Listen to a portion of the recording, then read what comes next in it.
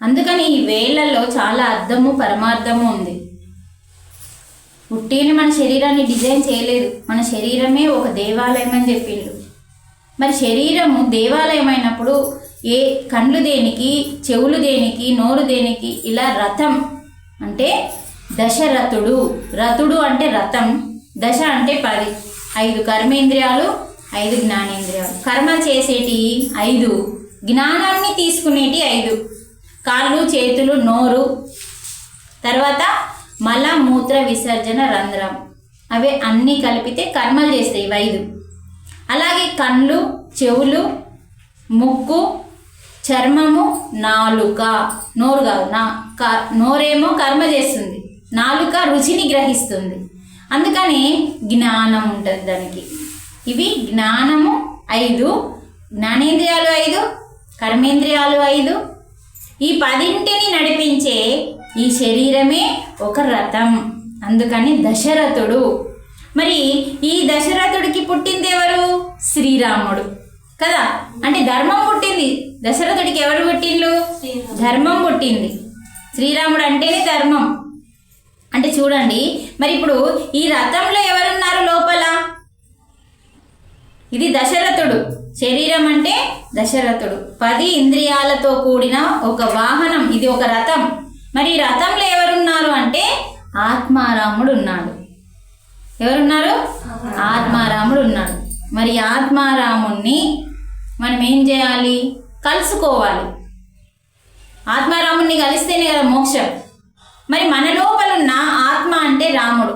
ఆత్మారాముణ్ణి కలవాలి అంటే రామనామానికి అంత శక్తి ఎందుకుందో మనం తెలుసుకుందాం ఈరోజు. రామునికి లేని శక్తి, రామునికి శక్తి బోలెడంత ఉంటుంది, సాక్షాత్తు నారాయణుడే. కానీ అంతకన్నా ఎక్కువ శక్తి రామనామానికి ఉంది అన్నారా లేదా? అందుకే రామ రామ రామ అనుకుంటా ప్రతి తెలంగాణలో ఉన్న ప్రతి ఇల్లుకు, అసలు మన ఇండియాలో, తెలంగాణనే కాదు ఇండియాలో ప్రతి గోడ మీద రామ రామ అని రాపించిండు, శ్రీరామ అని. శక్తి కోసం, ఈరోజు మన భారతదేశం గెలవడం కోసం, అన్ని యుద్ధాల మీద, అన్ని దేశాల మీద ఆ రామ అనేది ఎందుకు అంత గొప్పదో తెలుసుకుందాం. అయితే దానికంటే ముందు ఇక్కడ ఆత్మారాముడు మన లోపల ఉన్నాడు. ఈ దశరథుడు అనే తండ్రి శరీరంలో, ఇది తండ్రి శరీరం. దశరథుడు అంటే శరీరంలో ఉన్న ఇంద్రియాలతో కూడుకున్న 10 ఇంద్రియాలతో ఉన్న శరీరమే దశరథుడు. ఆయనకి పుట్టినవాడే రాముడు అంటే ధర్మం. ఆత్మారాముడు మన గుండెల్లో ఉన్నాడు. అహం ఆత్మ గుడాకేశ, నీలో ఉన్న ఆత్మని నేనే అంటున్నాడు భగవానుడు. మరి రాముని దగ్గరికి మనం వెళ్ళాలంటే ఎవరి సోపతి పట్టాలో మనం చెప్పండి? ఆంజనేయ స్వామి సోపతి పట్టాలి, అవునా కదా? శ్రీరాముని బంటి ఎవరు? ఆంజనేయ స్వామి. ఆంజనేయ స్వామి ఎవరు? వాయుపుత్రుడు. గాలిలో ఈజీగా ఎగిరేవాడు, అంటే వాయువు ద్వారా వచ్చిన పుత్రుడు. అంజనీదేవి కొడుకే. కానీ అంజనీదేవికి ఎవరిచ్చారు? వాయువు ఇచ్చాడు. వాయువుకి ఎవరిచ్చారు? ఈశ్వరుడు ఇచ్చిండు. శివుడు తన శక్తిని, తనలోని శక్తిని, ఇలా అగ్నిలాగా శక్తిని అగ్నిదేవునికి ఇస్తే అగ్నిదేవుడు తట్టుకోలేడు ఆ శక్తిని. మళ్ళీ అగ్నిదేవుడు వాయుదేవునికి ఇచ్చిండు. వాయుదేవుడు తట్టుకొని ఆ యొక్క అంజనీదేవి కడుపులోకి పంపించిండు. అందుకని వాయుపుత్రుడు అయిండు. మరి మన లోపల వాయువు ఉందా లేదా? గాలి ఉందా లేదా మన లోపల? వాయువు అంటే గాలి. ఎక్కడుందో చూపించండి. కానీ ఉందా లేదా? ఎక్కడుంది? ఎక్కడుందో చెప్పచ్చు కదా, కనిపించకపోని. ముక్కులో ఉందా లేదా? ముక్కులో వాయువు. నువ్వు లోపలికి తీసుకునే గాలి వాయువే కదా. అంటే చూడండి, మనలో ఉన్న శ్వాస ఎవరు? సాక్షాత్తు ఆంజనేయ స్వామి. ఏం తెలుసండి మనకి? ఏమీ తెలియదు. ఎంత గొప్పగా మనల్ని నిర్మించిండు భగవంతుడు అంటే, మనలో 33 కోట్ల దేవతలు మన శరీరంలో ఉన్నారండి. 33 అంటే 1 2 3 4 ఇట్లా అనుకుంటా 33 కోట్లు ఉండవు. 33 కోట్ల దేవతలను ఎందుకు అంటారో నెక్స్ట్ చెప్పుకుందాం. ఒక 1 by 1 అసలు రావాలి కదా. అందుకని 33 లెక్క పెడితే 33 కోట్లు రారు. ఒకటి ఎలా ఉంటుందో నేను మళ్ళీ వివరిస్తాను. అంటే మనలో ఉన్న ఉచ్ఛ్వాస, లోపలికి తీసుకునే గాలిలో బయటకి వదిలే గాలిలో ఎవరున్నారు అంటే సాక్షాత్తు శక్తివంతుడైన బలవంతుడైన మన ఆంజనేయ స్వామి. అంటే ఆంజనేయ స్వామి ఎవరు? మళ్ళీ శివుడు. శివుని నుంచి వచ్చిన అంశే ఆంజనేయ స్వామి. మరి రాముడు నారాయణుడు. ఈయన నారాయణుడు అయితే ఆయన శివుడు, లేకపోతే ఎట్లా నడుస్తుంది? అందుకని మనలో ఉన్న శ్వాసని పట్టుకుంటే, అందుకని పత్రిజీ శ్వాస మీద ధ్యాస అని ఎందుకు చెప్పిండు? మనలోని శ్వాసని పట్టుకుంటే, ఆంజనేయ స్వామిని పట్టుకుంటే రాముని దగ్గరికి తీసుకుపోతాడు. నీతోని సాధ్యం కాదు రాముని దగ్గరికి వెళ్ళడం, కానీ మనకి ఎవరు ఉండాలి? రాముని దగ్గరికి వెళ్ళాలంటే ఒక గైడెన్స్ ఉండాలి. ఇప్పుడు చూడండి, మనకి ఏం తెలియదు, మన ఇంట్లో మనకు అమ్మ ఉంది. మన అమ్మ ఏం చేస్తుంది? మనకి గైడెన్స్ ఇస్తుంది. ఇలా ఉండాలి బిడ్డ, ఇలా వంట చేయాలి, ఇలా బోల్ తోమాలి, ఇలా బట్టలు విండాలి, ఇలా ఆకిలి నూకాలని ఎందుకు చెప్తుంది? అమ్మ మనకి ఒక అన్ని నేర్పించే ఒక దేవత, ఒక గైడెన్స్. అలాగే నువ్వు భగవంతుని దగ్గరికి వెళ్ళడానికి మధ్యలో ఎవరుంటారు? ఒక గైడెన్స్, అతనే ఆంజనేయ స్వామి. రాముని దగ్గరికి వెళ్ళాలంటే ముందు ఆంజనేయుని పట్టుకోవాలి. ఆంజనేయ స్వామి అంటే శ్వాస. అందుకనే పత్రిజీ ఇచ్చింది. ఎందుకు అనుకున్నావు? నిజం చెప్తున్నామని, మన అదృష్టం ఎంత పెద్దదంటే పత్రిజీ లాంటి గురువుని మనం పొందడమే మన లక్. ఎందుకంటే అలాంటి జ్ఞానం బయట ఎవ్వరు ఎక్కడ ఇయ్యలేరు. ఆయన ఇచ్చినట్టు జ్ఞానం. ఆయన చాలా జ్ఞానాన్ని విపరీతంగా విపులంగా ఎంతో అనంతమైన జ్ఞానాన్ని ఇచ్చేసిపోయిండు. అందుకనే ఈ శ్వాసని మనం ఏ రోజు కూడా ధ్యాస పెట్టలే. శ్వాస పుట్టినప్పుడు వస్తుంది జననం, చచ్చిపోయేటప్పుడు పోతుంది మరణం. పుట్టినప్పుడు వస్తున్న గాలిని మళ్ళీ చచ్చిపోయేటప్పుడే గుర్తు చేసుకుంటున్నాను తప్ప ఈ మధ్యలో ఎక్కడ గుర్తు చేసుకోవట్లేదు. మరి ఈ మహానుభావుడు వచ్చినప్పటి నుంచి ప్రతిరోజు శ్వాసతో ఉంటున్నాం మనం. శ్వాసతో ఉండడం అంటే ఆంజనేయ స్వామితో ఉండడం. ఆంజనేయ స్వామి గుడికి పోతే సరిపోదు. అసలు ఒక స్త్రీ ఆంజనేయ స్వామి గుడికి పోమని ఎక్కడ లేదు. పూర్వం పోయేవాళ్ళ, మెట్లెక్కే వాళ్ళు కాదు. చెప్తున్నా, పోయినా కూడా ఒకవేళ ఇప్పుడు మనం పోయినా కూడా సరిపోదు. మనలో ఉన్న ఆంజనేయ స్వామి దగ్గరికి వెళ్ళాలి, ఆయనతో ఉండాలి. అంటే మన ధ్యాస మన శ్వాస, మన ధ్యాస మన శ్వాస రెండు ఒకటి కావాలి. ఒకటైతేనే అప్పుడు నువ్వు ధ్యానం కుదురుతుంది. ఆ ధ్యానంలో ఏ మనసు ఉండదు, శరీరము ఉండదు, మనసు ఉండదు, బుద్ధి ఉండదు. అప్పుడు నువ్వు ఆత్మారామం దగ్గరికి వెళ్తావు. అంటే నువ్వు ఓళ్ళతో దోస్తీనా కావాలి, ఇప్పుడు ఆంజనేయ స్వామితో కావాలి. నీ ధ్యాస మొత్తం చూడండి, నువ్వు అసంటి గుళ్ళు ఎన్నో కట్టుకున్నట్టు నీ లోపల. అందుకని అమ్మ, ఆంజనేయ స్వామి అంటే శ్వాస. రామ ఆత్మారామం దగ్గరికి వెళ్ళాలంటే శ్వాస మీద ధ్యాస పెడితేనే, మన ఆత్మ దగ్గరికి మనం వెళ్తేనే మన పాపాలు పోతాయి అంటున్నాడు. మరి ధ్యానం ఎందుకు అంటే ఆరోగ్యం కోసమే కాదు, ఆరోగ్యం వస్తుంది. చెప్పాను కదా, అరచేతిలో గడ్డి పెట్టుకొని ఉఫ్ అని ఊదిస్తే ఎట్లా ఎగిరిపోతుందో, ధ్యానం నిత్యం ఇలాంటి ధ్యాన మందిరాలలో చేస్తే ఆరోగ్యం అనేది, అనారోగ్యం అనేది ఈజీగా వెళ్ళిపోతుంది. దాన్ని బాధించదు కూడా నిన్ను, అంత తొందరగా వెళ్ళిపోతుంది అనారోగ్యం. కానీ మన పాపాలు పోగొడుతుంది. ధ్యానం అనేది ఏం చేస్తుంది?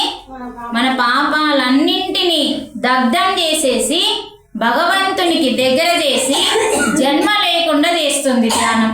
మరి ఇప్పుడు ధ్యానం అందరికి అవసరమా కాదా? మనం అందరం కోరుకునేది ఇదే కదా. ఏం కోరుకుంటున్నాం మనం? ఇక్కడ కూర్చోండమ్మా, మీరు వచ్చినాక ఇంత లేట్గా మళ్ళీ మాట్లాడద్దు.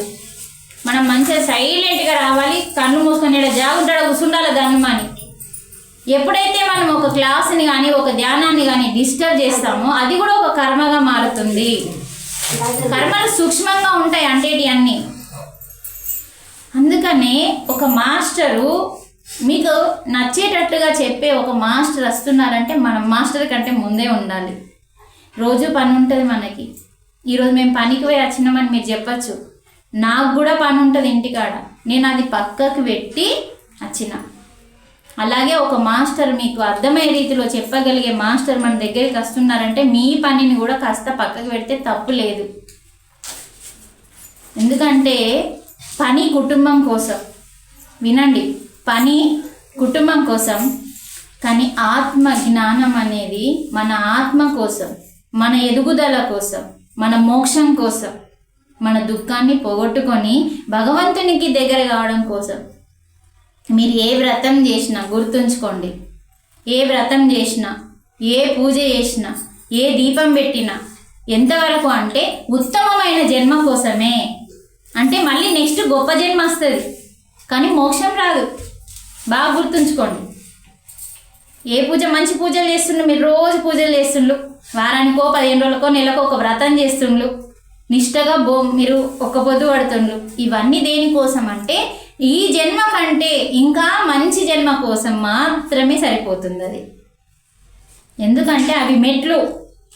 మరి ధ్యానం దేనికోసం అంటే అసలు ఈ జన్మే లేకుండా భగవంతుని దగ్గర, భగవంతునికి మనం దగ్గర అవడం కోసం, మళ్ళీ ఇంకో లోకంలో మన జీవనం స్టార్ట్ చేయడం కోసం. భూలోకంలో నీ స్థానం అయిపోయింది, ఇంకా దానికోసం ధ్యానం. మీరు ఎన్ని పూజలు చేసినా కూడా మోక్షం రాదు. ఏమొస్తుంది? ఉత్తమమైన గొప్ప జన్మ వస్తుంది. ఈ జన్మ ఎలా ఉందో దానికంటే ఇంకా మంచి జన్మ వస్తుంది. ఎన్ని పూజలు చేసినా, ఎన్ని వ్రతాలు చేసినా, ఎన్ని తీర్థయాత్రలు మీరు తిరిగిన జ్ఞానం రాదు. జ్ఞానం వస్తేనే మోక్షం, జ్ఞానం వస్తేనే విడుదల, విముక్తి. దేని నుంచి? దుఃఖం నుంచి. దుఃఖం ఏదన్నా కావచ్చు. ఒకరికేమో పెళ్లి కావట్లేదని దుఃఖం, ఒకరికి జాబ్ రావట్లేదని దుఃఖం, ఒకరికి ఇల్లు లేదని దుఃఖం, ఒకరికి సంతానం లేదని దుఃఖం, ఒక్కొక్కరికి. మీరు అడగండి, ప్రశ్న అడగండి. సత్యం కదా, అట్లే ఉంటుంది ఘాటుగా. అసత్యము, అబద్ధాలు మంచిగా ఉంటాయి. ఎందుకంటే అమ్మ, సత్యం అంతే నాశనం కానిది, అది ఘాటుగా ఉంటుంది, జీర్ణించుకోలేం. నిత్యం దానికి అలవాటు పడిపోయినప్పుడు ఎట్లా జీర్ణించుకుంటాం? మనకి చెప్పేవాళ్ళు లేక నిత్యం దానికి అలవాటు పడ్డాం. అదే ఇప్పుడు మనము నిత్యము రోజు పూజ చేసే వాళ్ళు చాలామంది ఉంటారు, కానీ ఏమవుతుంది? వారికి ఈ జన్మలో ఏదైతే పొందలేరో నెక్స్ట్ ఉత్తమమైన గొప్ప జన్మలో వాళ్ళు పొందుతారు. ఎంత బాగా అర్థమయ్యే రీతిలో చెప్తున్నా నేను మీకు.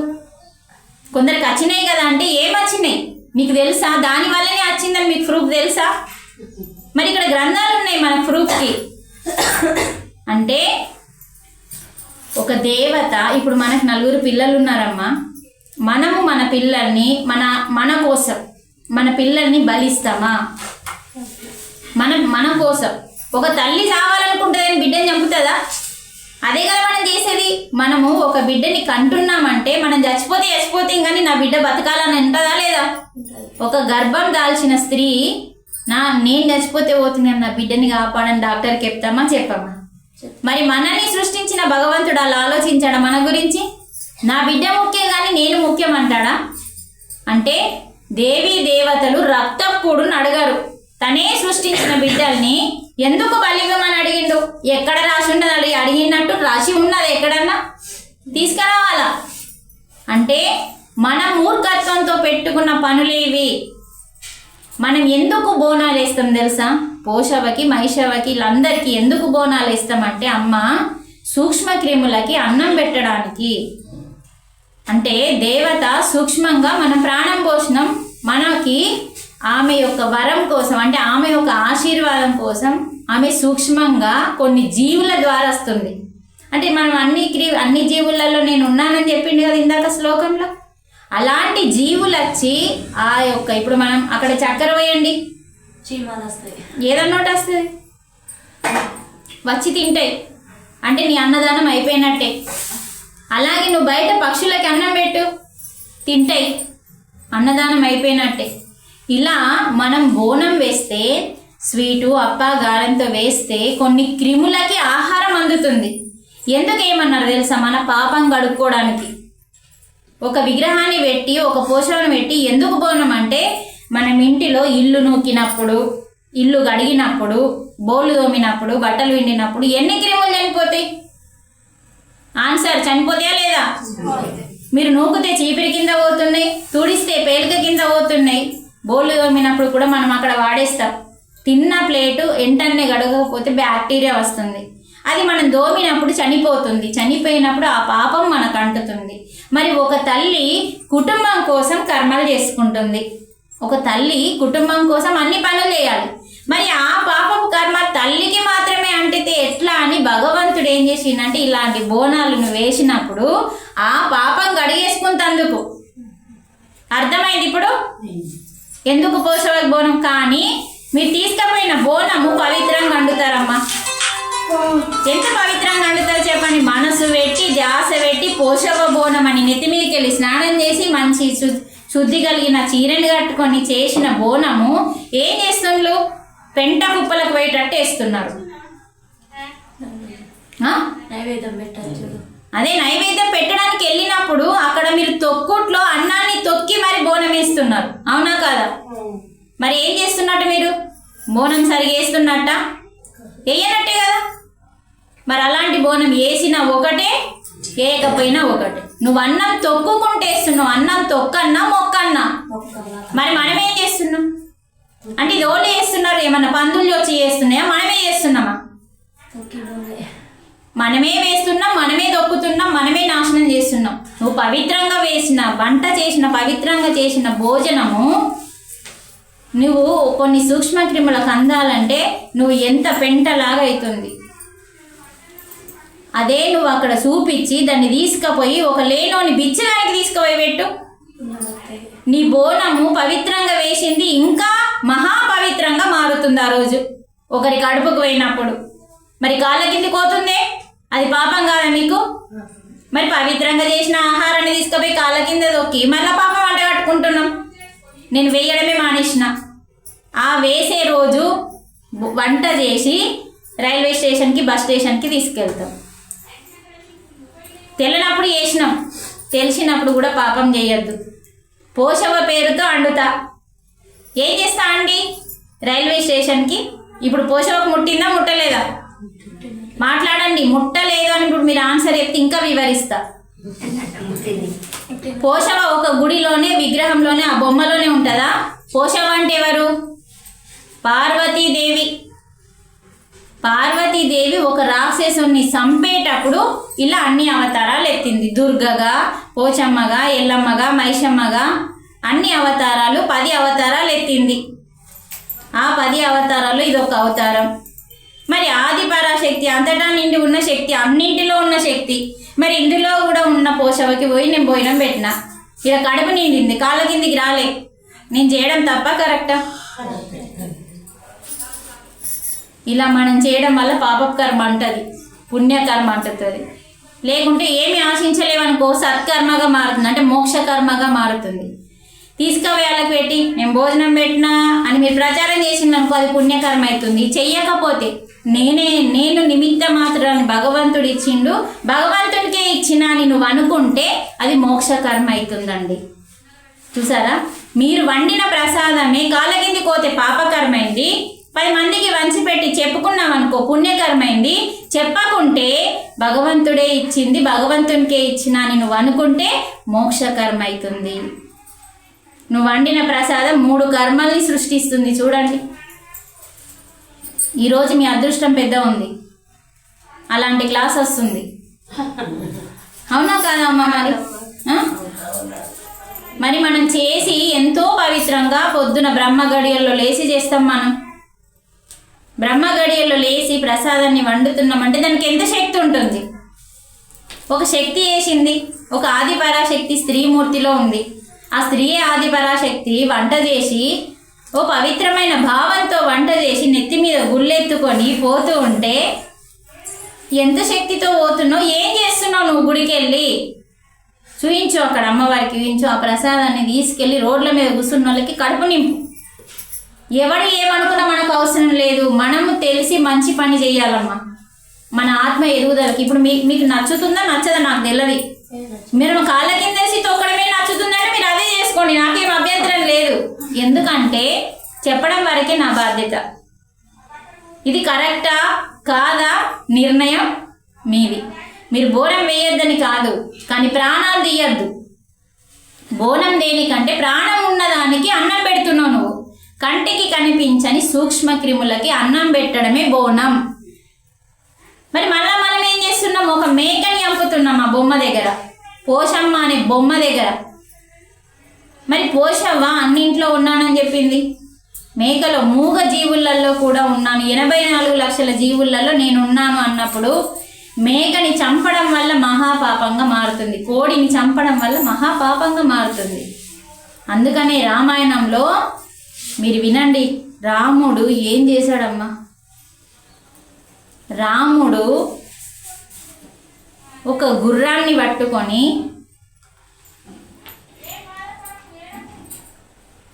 ఏమంటాం గుర్రాన్ని యజ్ఞం చేసినప్పుడు అంటే, ఒక గుర్రాన్ని తీసుకొని సంవత్సరం దానికి నిరంతరం అశ్వమేధ యాగం అంటాం. ప్రతి రాజు చేశాడండి. అంటే ఒక సంవత్సరం మొత్తం రెస్ట్ లేకుండా గుర్రము ఎక్కడెక్కడ తిరిగొస్తుందో అదంతా తిరిగి వచ్చిన సంవత్సరం తర్వాత గుర్రాన్ని చంపేస్తారండి, అశ్వమేధ యాగం అంటే. కానీ శ్రీరాముడు అట్లా చేయలేదు. ఏం చేసిండు? ఎంతమందికి తెలుసు? శ్రీరాముడు ఏం చేసిండు? తెలుసా తెలియదు? అదన్నా చెప్పండి. తెలియదు. చూడండి, శ్రీరాముడు ఏం చేసిండంటే ఆ తిరిగి వచ్చిన గుర్రాన్ని చంపలే. ఎందుకంటే మంచి చేసిందా చెడ్డ చేసిందా? గుర్రం ఏం చేసింది? సంవత్సరం పాటు ఎక్కడెక్కడ తిరిగిందో అదంతా అయోధ్యకి చెందుతుంది. అంటే మంచి చేసి వచ్చింది. మరి మంచి చేసి వచ్చినప్పుడు చంపన్నా? అసలు చెడు చేస్తేనే చంపుతలేం మనం, ఇప్పుడు కాలానికి వదిలేస్తున్నాం. అలాంటి గుర్రము అశ్వమేధ యాగం అనే సంవత్సరం పాటు నిరంతరము పాపం పరిగెత్తుతూనే ఉంటుంది. ఒక సంవత్సరం 1 గంట పరిగెత్తి చూడు, నువ్వు చచ్చిపోతావు. ఒక మనిషి 1 గంట ఆగకుండా పరిగెత్తి చచ్చిపోతామా సావమ్మా? దమ్మచ్చి చచ్చిపోతాం. మనకు అలవాట్లేదు కాబట్టి పరిగెత్తడం. అదే ఒక గుర్రం సంవత్సరం పరిగెత్తింది అంటే ఎంత గొప్ప పని చేసింది. అలాంటి గుర్రాన్ని చంపద్దు అన్నాడు రాముడు. ధర్మాన్ని కాపాడడానికి వచ్చిన వాడు ఎట్లే చంపుతాడు? మరి ఏం చేసిండు అంటే తల్లి దగ్గరికి వెళ్ళి బంగారాన్ని తీసుకున్నాడు. తల్లి ఎంత బంగారం ఉందో అంత బంగారాన్ని తీసుకొని ఏం చేసిండు? బంగారం లాంటి గుర్రాన్ని తయారు చేసిండు. బంగారం లాంటి గుర్రాన్ని తయారు చేసి ఆ గుర్రాన్ని కట్ చేసిండు. గుర్రం యొక్క బలి ఇచ్చిండు. యజ్ఞానికి బలి ఇచ్చిన తర్వాత ఆ బంగారాన్ని అంతా కరగబెట్టి ప్రజలకి, లేని ప్రజలకి దారపోసిండు. ఇలా చేయాలి. అది తెలుసుకున్న రోజే నేను ఇలా చేస్తున్నా. పోషవకి బోనం వండుతాం ఇంట్లో, కానీ తొక్కుట్లా కాకుండా ఒక ఆకలున్న పొట్టకి అందించాలి. శ్రీరాముడు అదే ధర్మాన్ని పాటించిండు. అందుకనే మంచి చేసిన గుర్రాన్ని చంపద్దని అశ్వమేధ యాగంలో పంతులు వచ్చి చెప్పిండు, తండ్రి వచ్చి చెప్పిండు, మంచిది కాదు చంపకపోతే అని. అయినా సరే నేను చంపా అని చెప్పి గుర్రాన్ని రక్షించి బంగారంతో తయారు చేసిన గుర్రాన్ని బలిచ్చి ఆ బంగారాన్ని అంతా కరగబెట్టి అయోధ్య ప్రజలకు వంచిపెట్టిండు.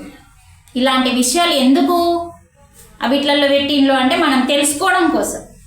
మనం చదవనప్పుడు ఎట్లా తెలుస్తుంది? విననప్పుడు ఎట్లా తెలుస్తుంది? రామాయణం అంటే ఏందో, భగవద్గీత అంటే ఏందో ఏంది తెలియనప్పుడు మన జీవితం అంతా దుఃఖమే ఉంటుంది. అందుకని ఇలాంటి క్లాసులు నెలకు 15 రోజులకు ఒక్కసారి, వారానికి ఒక్కసారి పెట్టుకోవడంలో తప్పేముంది?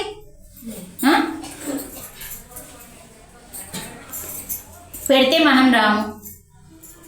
అందుకని అమ్మ, ధ్యానము అనేది ఏంటిదంటే మనస్సుని శుద్ధి చేస్తుంది, బుద్ధిని వికసింపచేసి ఆత్మ దగ్గరికి పంపిస్తుంది. ఆత్మే పరమాత్మ కాబట్టి.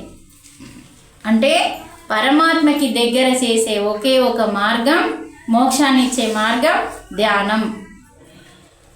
ఎంతమందికి మీరు లిస్టు రాసుకోండి, ఎంతమందికి మోక్షం వచ్చిందో మన పూర్వీకులకి, ఆత్మజ్ఞానం లేని వాడికి ఎవరికి మోక్షం రాలే. లెక్క పెట్టుకోండి, రాసుకోండి, చూసుకోండి. వాళ్ళకి మోక్షం ఎట్లా వచ్చిందో ఆరాధియండి.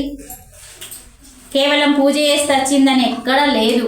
ఆ పూజలో ఏ భావనతో ఉంది చూడండి.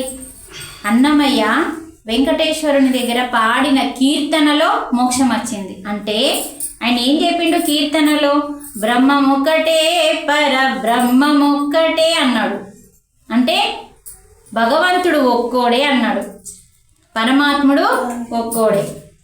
కానీ అందరినీ ఎలా చూడమన్నాడు? సమానంగా చూడమన్నాడు. ఆ స్థితిలో ఉన్నాడు అన్నమయ్య. ఆ స్థితి రావాలి అంటే ఎంతో ధ్యానం చేయాలి. నువ్వు ధ్యానం చేసి ఆ స్థితి తెచ్చుకున్నాడు కాబట్టే ఆ కీర్తనల ద్వారా మనకు ఆత్మజ్ఞానాన్ని నేర్పిండు అన్నమయ్య. మరి అంత దేవునికి మెచ్చినోడు అన్నమయ్య అంటే ఎంత ఉండాలా? అన్నమయ్యకి జ్ఞానం ఎంత ఉంటే వెంకటేశ్వరునికి నచ్చిండు. వెంకటేశ్వరుడు ఈ పాట కావాలి ఆ పాట కావాలనుకుంటా వాడిపించుకుంటుండే. అంటే ఏ స్థితిలో ఉన్నాడు అన్నమయ్య? ఆత్మస్థితిలో, పరమాత్మ స్థితిలో ఉన్నాడు కాబట్టి ఆయన ఆత్మజ్ఞానాన్ని నేను మాటల రూపంలో చెప్తే ఆయన పాటల రూపంలో చెప్పిండు. పాటైనా మాటైనా ఆత్మజ్ఞానమే. అందుకే వీరబ్రహ్మం గారు కూడా అదే చెప్పిండు. వీరబ్రహ్మం గారు సమాధి అయ్యేటప్పుడు 10 విషయాలు చెప్పిండు. ఆ 10 విషయాలు మనం నేర్చుకుంటలేము కాబట్టి మనకు శోన పడతలేదు.